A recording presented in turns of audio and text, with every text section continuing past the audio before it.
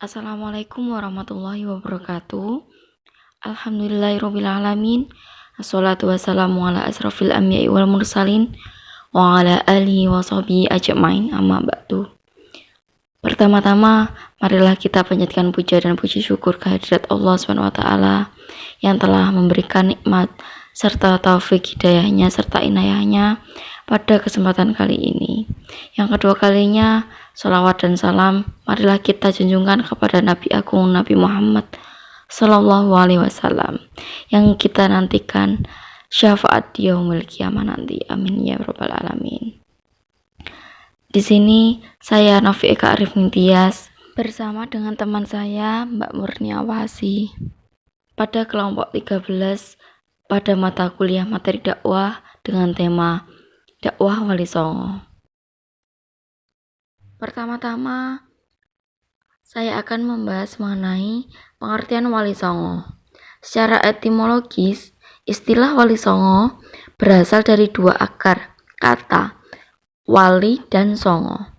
Kata wali itu berasal dari bahasa Arab yang artinya dekat atau kerabat atau teman.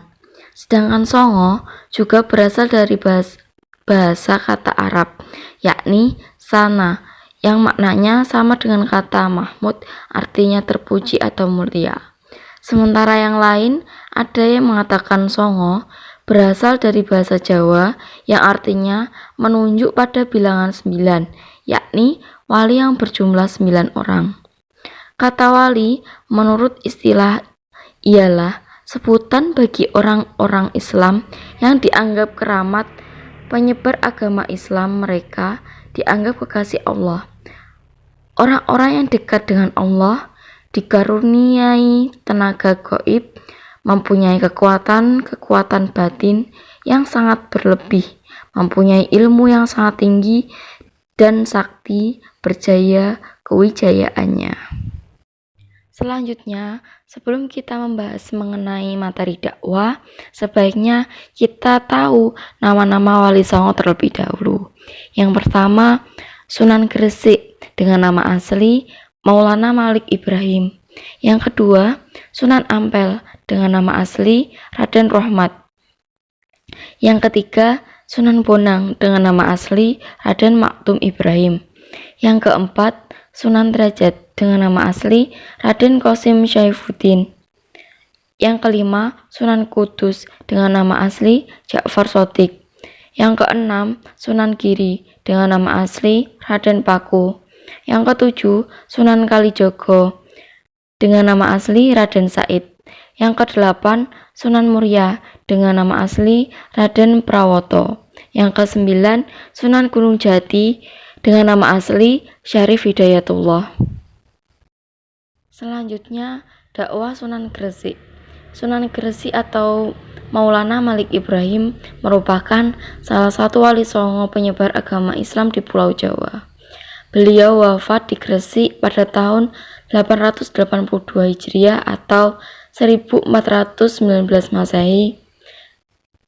Metode dakwah yang dilakukan Syekh Maulana Malik Ibrahim dalam proses islamisasi Gresik pada abad ke-14 Masehi yang tercatat dalam babak Gresik 1 meliputi dua metode, yaitu yang pertama, metode dakwah melalui jalur perdagangan, dan yang kedua, metode dakwah melalui pendidikan pesantren.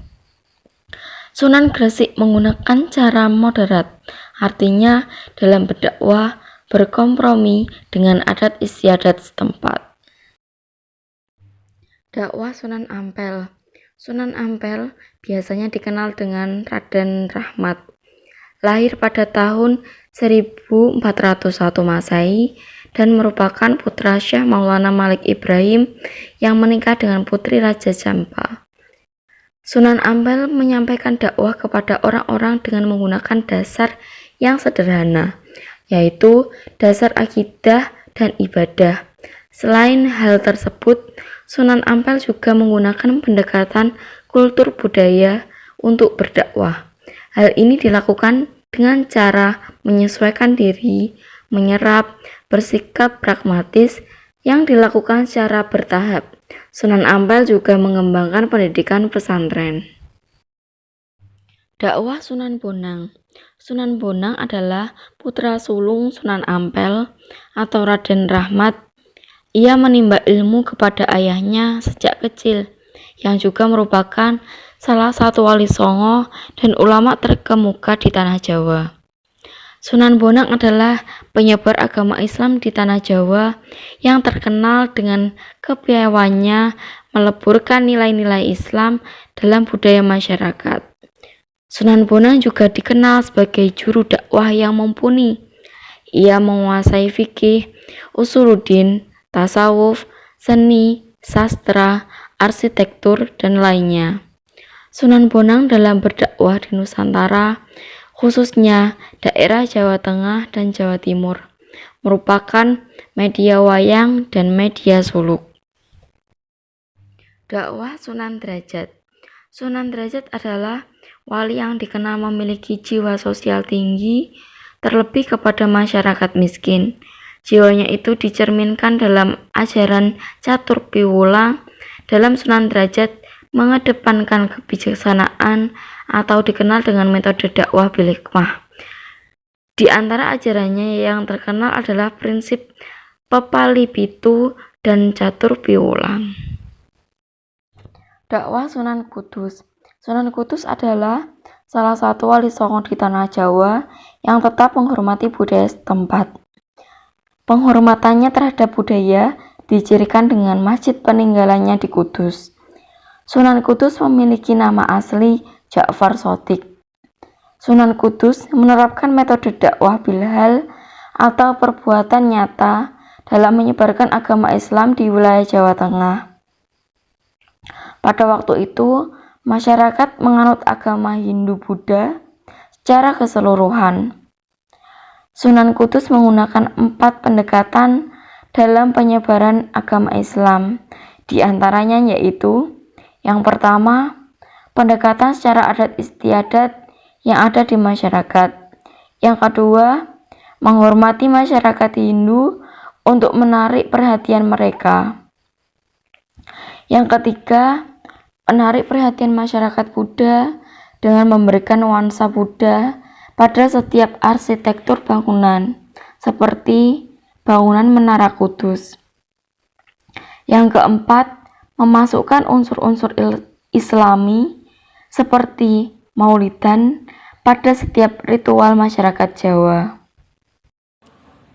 Selanjutnya, dakwah Sunan Giri. Sunan Giri memiliki peranan penting dalam pengembangan dakwah Islam di Nusantara dengan memanfaatkan kekuasaan dan jalur perniagaan. Selain itu, sejarah dan dakwah Islamiyah Sunan Giri juga disebut memanfaatkan wadah pendidikan dalam dakwahnya. Sunan Giri juga pernah menciptakan beberapa tembang dan permainan untuk anak-anak. Salah satu yang cukup dikenal adalah Cublak-Cublak Suweng. Selanjutnya, dakwah Sunan Kalijaga. Sunan Kalijaga lahir pada tahun 1450 Masehi. Nama aslinya adalah Raden Said. Sunan Kalijaga menggunakan metode yang lekat dengan kehidupan masyarakat.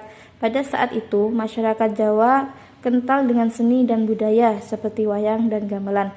Sunan Kalijaga pun gemar mempelajari ilmu mendalang dan seni kesastraan sebagai bekas strategi dakwahnya.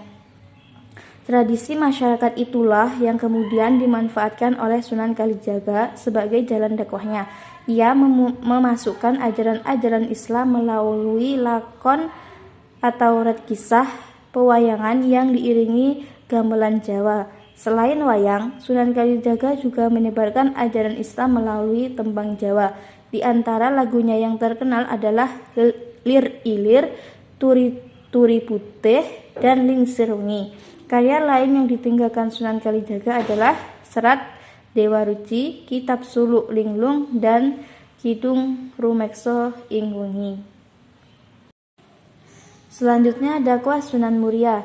Sunan Muria adalah salah satu wali songo yang berdakwah kepada masyarakat di sekitar Gunung Muria. Ia menggunakan pendekatan budaya dalam menyampaikan ajaran Islam.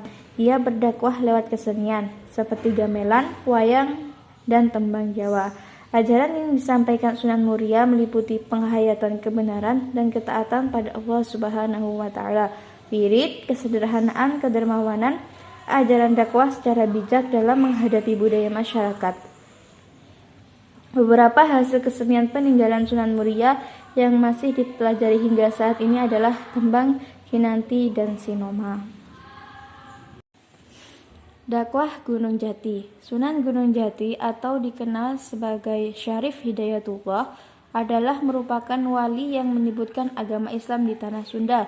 Keberhasilan dakwahnya tak lepas dari strategi politik dan pendekatan tradisi yang dilakukan.